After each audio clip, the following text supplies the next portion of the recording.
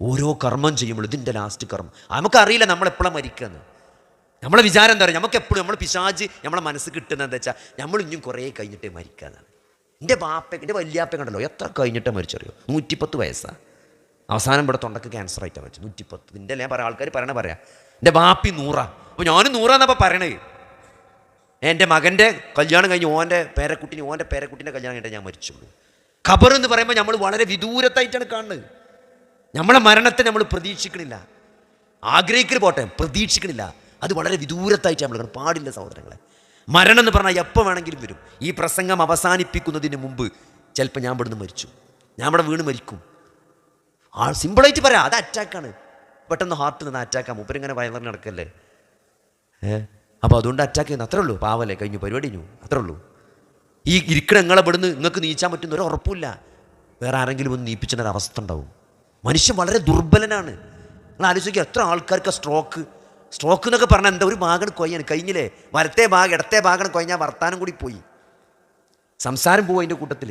എന്തിനു പറ്റും പിന്നെ എങ്ങനെ പെണ്ണുങ്ങൾ പിടിച്ച് കൊണ്ടുവരാം ഫിസിയോതെറാപ്പിക്ക്. അങ്ങനെ കാണാം, തെറാപ്പിനോടെ പോയി ഇന്നാൽ മതി. എത്ര സ്ട്രോക്കാരാണ് വരുന്നത്. പണ്ടൊക്കെ വയസ്സന്മാരായിരുന്നു, ഇപ്പോൾ വയസ്സൊന്നുമില്ല. 30, 35, 40 വയസ്സായ ആൾക്കാരൊക്കെയാണ് പെണ്ണുങ്ങളിങ്ങനെ പിടിച്ച് ഫിസിയോതെറാപ്പിക്ക് കൊണ്ടുവരുന്നത്, ഒരു ഭാഗം താങ്ങിയിട്ട്. ഈ ഇരിക്കണോടത്തുനിന്ന് സംഭവിക്കും സഹോദരങ്ങളെ. ഇതിനൊന്നും കുറേ സമയം വേണ്ട. ഈ ഇരിക്കണ ഇരുത്തത്തിൽ ചുണ്ടട് കോടി തൊള്ളിന്ന് ഇങ്ങനെ കേലണ്ട് ഒഴിച്ചാണ് മുഖം സൈഡിക്ക് കൊണ്ടുപോയി സ്കാൻ ചെയ്താൽ പറയും സ്ട്രോക്കാണ്, കഴിഞ്ഞു. മൂപ്പര പള്ളിക്കൊക്കെ ക്ലാസ്സിൽ ഇരിക്കുമ്പോൾ സ്ട്രോക്കായി.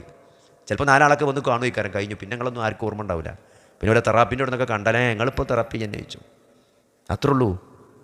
ഇതൊക്കെ എപ്പോൾ വേണമെങ്കിലും നിൽക്കും. ഒരു പള്ളിയിലിരുത്ത് മാറുന്നില്ല. 2 ദിവസം കുടിച്ച് നോക്കി, മറ്റേ ചുക്കൊള്ളും വെള്ളം കുരുളൊക്കെ ഇട്ട് കുടിച്ച് മാറുന്നില്ല.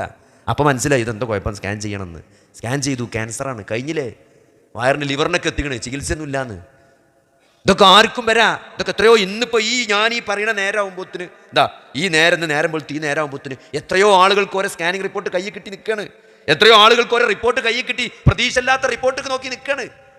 പ്രതീക്ഷയില്ലെന്ന് ആര് പറഞ്ഞു സഹോദരങ്ങളെ? അതാണ് ഈ വഹീൻ്റെ പ്രത്യേകത. പ്രതീക്ഷയുണ്ട്.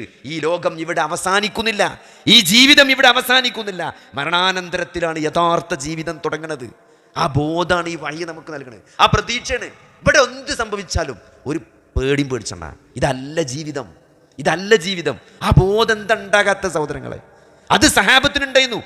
നബി അവർക്കത് പഠിപ്പിച്ചു കൊടുത്തു, അവരത് മനസ്സിലാക്കി. നമുക്കെന്താണത് വരാത്തത്? ശരിയായ ജീവിതം തുടങ്ങണ തന്നെ മരണത്തിന് ശേഷമാണ്. അതിലാണ് പ്രതീക്ഷ, അവിടെയാണ് പേടിക്കേണ്ടത്. അത് നമുക്ക് നഷ്ടപ്പെടാൻ പാടില്ല.